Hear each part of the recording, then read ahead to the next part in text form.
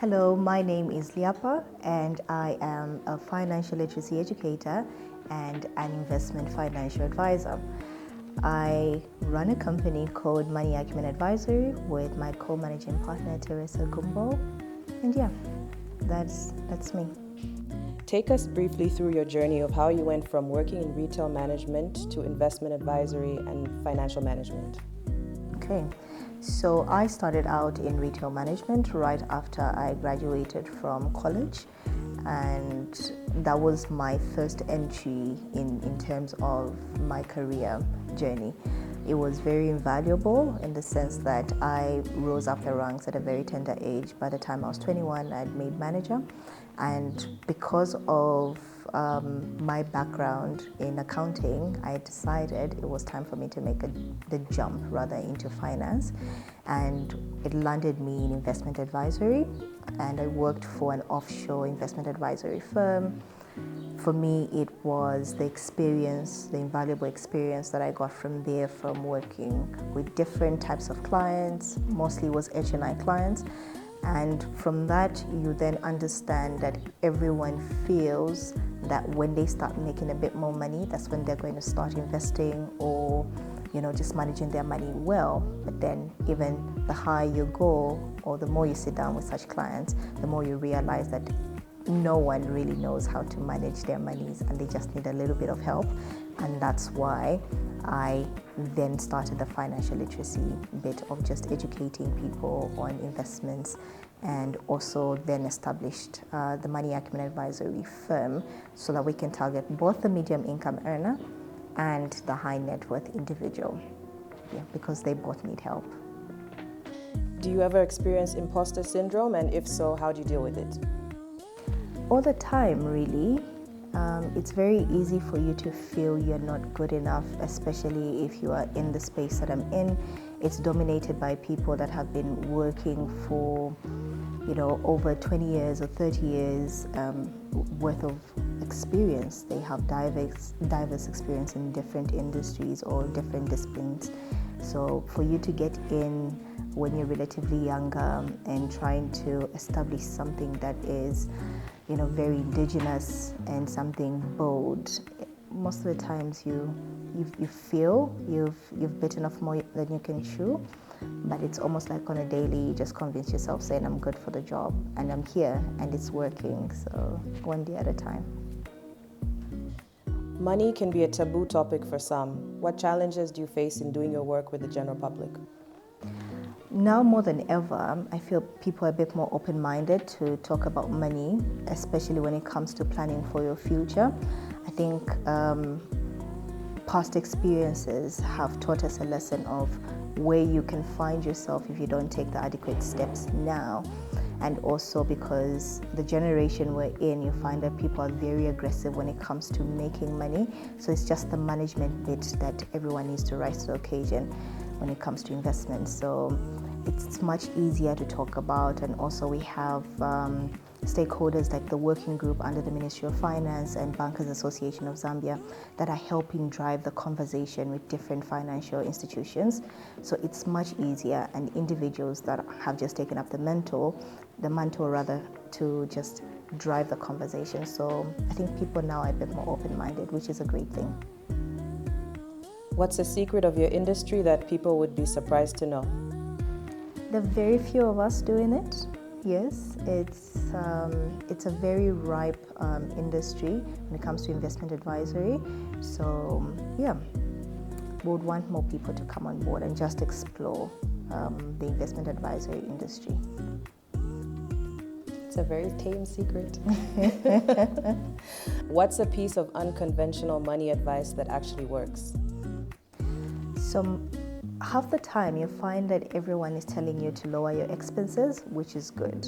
Yes, to live within your means or live below. Living within your means is great, but then it's the living below your means sometimes that is a bit controversial to some people that live hand to mouth. So I'll tell you, most people would disagree, that don't live below your means, make more money. It's far much easier. especially because of the country we live in. You can only earn so much, so if you can make more money for yourself, even better. Completely agree with that one. What's something that costs a lot but is a worthwhile investment? An investment advisor. Yes. Yeah. You said before that children are not a retirement plan. What are some other harsh money truths that you think people need to hear? Well, that very one, I think let's just start there.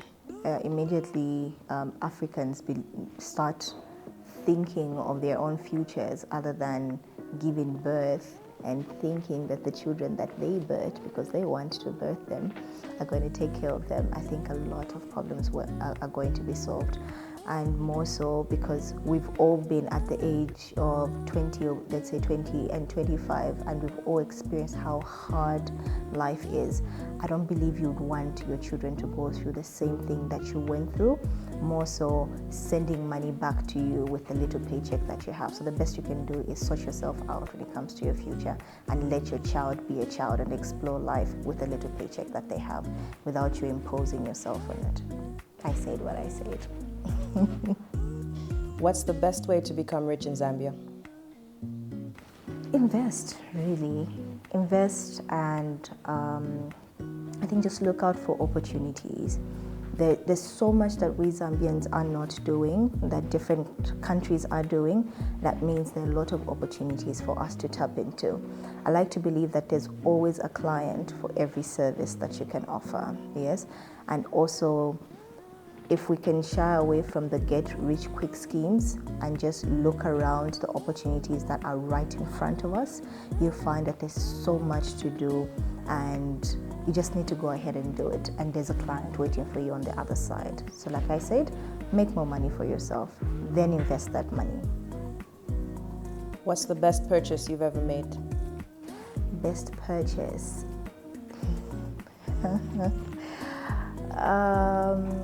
Okay, I won't say that one. I'll have to calm down.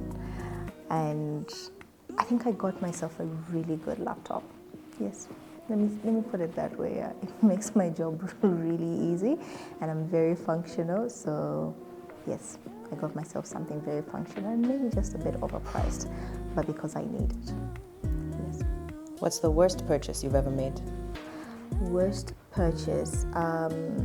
I think the second car I bought. So I got myself a BMW when it was like BMW era. For yeah, like girls with BMWs kind of era. And it was the worst decision I've ever made. I remember spending all my savings on fixing the car than enjoying it. So yeah, I can never relieve that. Now I'm scared of BMWs. What's the craziest thing you've ever done to save money? Craziest thing I've ever done? Unfollowed a lot of shopping pages and fashion pages and just pages that almost appeal to my money triggers. So what I do is I just clean up my timeline on my socials and just stay away. Yes, it helps. And also avoid the mall. Just don't go there. What are some of your favorite financial apps? I'll have to be biased. We have an in-house money acumen app that we've created for our clients. I think it's the best one yet. So I'll be biased and say the My Money Acumen app. What's your favorite unbiased financial money app? Okay, so there's, what's the name? It's My Wealth Tracker. My Wealth Tracker app, yes. I think you can find it on iOS and Android. What compliment do you receive the most, and what criticism do you receive the most? I'll start with the criticism. I don't know if I can put it as criticism, but I get a lot of you are not putting yourself out there as much as you should. I don't even know what that means. I really don't know what that means. Or why have you not written a book? So yeah, no. And best, I'm smart. Yeah, I get that a lot. Yeah, like after I'm done with the presentation or when I'm speaking to a client, yeah, everyone just has this light bulb moment, like, okay, you are far much smarter than I thought. So I get that a lot, and it's really nice. But speaking to your first answer, do you plan on writing a book? Not yet. Give me a couple of years. I think there's so much more I need to learn. Money troubles are cited as one of the main reasons for divorce. What advice would you give to couples to avoid money coming in the way of their happily ever after? I feel you need to start having the conversation even before you ascertain if this is the person that you want to spend the rest of your life with. Yeah. So first things first is ask deliberate questions. Things like what is your money personality? Are you the saver or the spender in the relationship? Do you have debt? Yeah, things like student loans or even just personal debt. Are you someone who's prone to acquiring debt? You know, just certain things. Is it ours, yours, and my money? Are we going to open 3 types of accounts where you have your own account? I have mine, and we have a joint account. Who's stronger when it comes to ensuring that our goals are come to fruition? There's always that one person who will take the lead. So the earlier you have those conversations, the better. Which schools would you want us to take our children to? Are they going to international universities or local universities? How much is it going to cost us? Where would you want to retire? Yeah. What's your take on insurance? Just different conversations. And once you find that you agree on most of those things and you disagree on some of those things, I promise you it helps you ascertain if that's the person you want to spend the rest of your life with. Yeah. What are some great investment opportunities that Zambians are sleeping on? How can I put this in a very subtle way? I think almost every day on the news you hear investors coming into the country. This much has been pumped into our economy, and it really hits that nerve in most of us to just do a bit of research as to why we have an influx of investors coming into our country. But I can answer that for you now.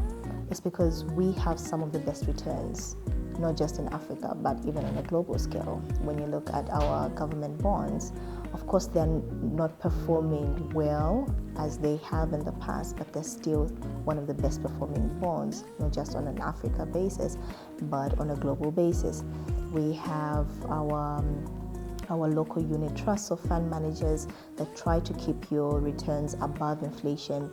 We have just different types of investment vehicles that are out there. We've got peer-to-peer lending that has come on board that is also great for both the person that's looking for funding or financing and also for the investor that's looking at earning some returns. We have so many passive investment vehicles that almost every one of us should jump on. Let's speak to your financial advisor. Village banking, yay or nay? Yay, definitely. It was named Best Performing Investment Vehicle 2021 by Bank of Zambia. Do your research. If you lost everything you had today and had to start your career all over again, how would you go about it? The exact same way I started. Yeah. I feel experience has taught me quite a bit. If I did it once, I can definitely do it again better now that I'm experienced. What life lessons have you learned on your journey as an entrepreneur? Entrepreneurship is hard and it's for the insane. You need to have like a certain dose of insanity to decide that I'm going to wake up every day and I'm going to do this. Yeah, you always have to put yourself second to the business, to the team that you're managing, to your clients, to the stakeholders that you're managing. I'm personally in a space that is highly regulated, so you have so much that's coming your way and you will always come second. Always come second. So if you're going in for the money is good, but on day 2 you will then realize that it will never be about the money, because on most days, the first 3 years, the money won't be there. Yeah, no matter how lucrative that business is, the business will always demand for the money to be put back in than for the business owner to spend. What's the best money advice and the best life advice you've ever received? Best money advice I've ever received is to pay yourself first. Every time you receive a paycheck, you're paying everyone. You're paying your landlord, you're paying the person at the gas station, you're paying the lady at the supermarket when you're shopping. You're literally dishing out the money, but who's paying you? So you need to be a bit more selfish, that every time you receive a paycheck, you take out at least 20% of that paycheck and put it away, because that's the only money that belongs to you. Then at the end of the year or at the end of 5 years, you should be able to at least have a track record of 5 years worth of work, and you have then 5 years worth of assets to show for, because then you put some money aside for yourself, because then at the end of the day, assets are the only things that have to show for it. Yeah. Worst? No, the best life advice. Best life advice? Okay, so I actually wrote about it in a book that I contributed. So it's a book that was released by Lady Norena of Cope's network, called What I Know Now, Advice to My Younger Self. And how can I put this in my own words? You deserve to be in every room you find yourself in. And that's on the imposter syndrome bit. Like, never second guess what you're doing in that room or why you're seated at that table. No matter how many giants are seated on that table, it doesn't matter. By the mere fact that you're seated on that table, you earned your spot. So never second guess yourself. You earned your spot. What's the worst money advice and the worst life advice you've ever received? Worst money advice. There'll always be more money tomorrow. And I think we all go by that notion, saying, you know what, if money comes today, spend it, because more money will come next month. And before you know it, you are a 60-year-old with nothing to show for but stories of how you used to work in a beautiful air-conditioned office. So yes, there's more money coming next month, but preserve some of it today. And so, yeah, for me, that's the worst money advice. Worst life advice, I really don't know. I don't know, I think maybe because I was raised by my dad, and he always used to pump in so much, positive energy. So worst advice. I've got a filter for horrible advice, so no, I don't think I have any in the back of my head.